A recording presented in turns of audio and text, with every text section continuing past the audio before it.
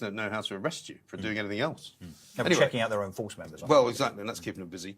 Who's your second nominee, please? Well, my second one is Jacinda Ardern. Yes. She was questioned recently. She's an old favourite. Yeah, has she been here before? She has Plank of the actually, Week? yeah, particularly when she told everyone not to talk to their neighbours, which she did a few weeks back. Stay 2 metres away from anyone you pass. Stay local and do not congregate. Don't talk to your neighbours. Yeah, that was a low moment, but we've got another one now. Yeah, go on. I think we've got a worse one. Have we? So she was asked recently about the country's plans to change from elimination strategy to rolling out the vaccine, you know, because it's all changed in New Zealand.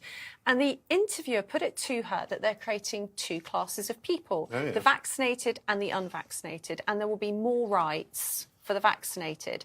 And the interviewer was like, oh, but, you know, you probably don't see it that way. And then she's got a hand up. She goes, yep. That is the way it is. Yep, that's how we see it. Yeah. So you basically see it, this is going to be like, well, it's almost like, you probably don't see it like this, the two different classes of people. If you're vaccinated or if you're unvaccinated, you have all these rights. If you are vaccinated... That is what it is. So, yep. Can you just... You're right. Yeah, I saw it. She's also been in here. Astonishing. She's also been in here before for making the ludicrous statement, which she did about several months ago, saying basically that any information that didn't come from the government about COVID was not trustworthy information, and the only place you could get information about COVID is from the government. I want to send a clear message to the New Zealand public. We will share with you the most up-to-date information daily. You can trust us as a source of that information. You can also trust the Director General of Health and the Ministry of Health. For that information, do feel free to visit at any time to clarify any rumour you may hear, covid19.govt.nz.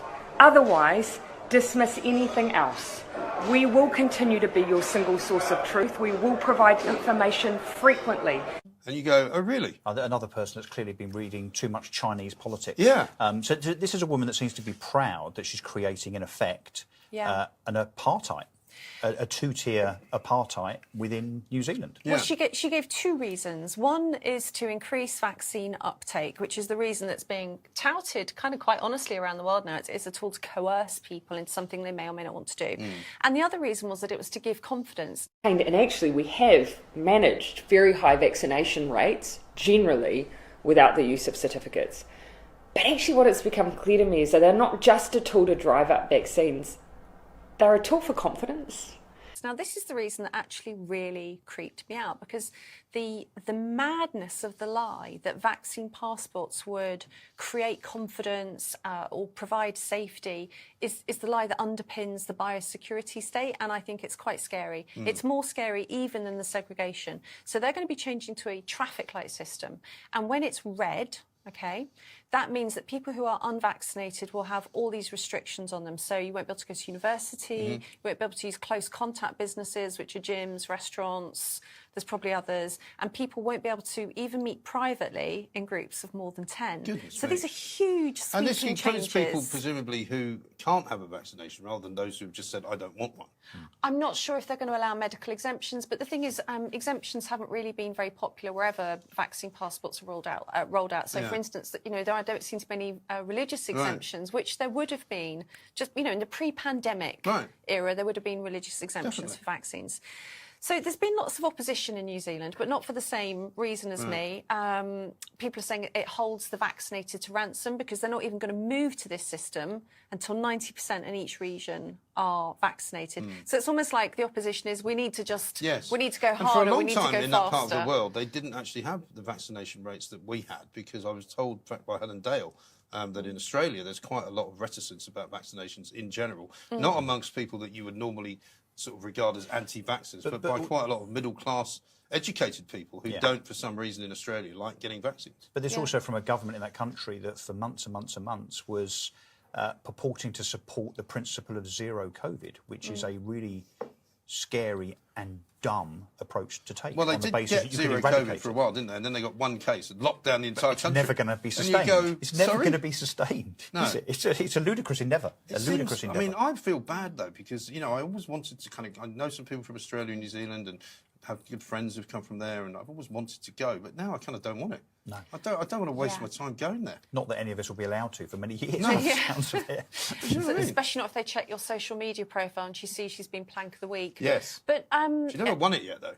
It was Getting scary. closer, I suspect. This push towards the biosecurity state, the segregation, but more than that, the clip is weird. She's like rubbing her hands. She's literally rubbing her hands. All the body language is kind of off, and she seems really proud about it. And she's talking about doing this to her own country with glee. So she's my second prank I think of the this week. is the trouble with a lot of leaders. Nicola Sturgeon has that same kind of glint in her eye. They really quite enjoy being in charge of everyone. They think they are. Yeah. Because people have allowed them to think that.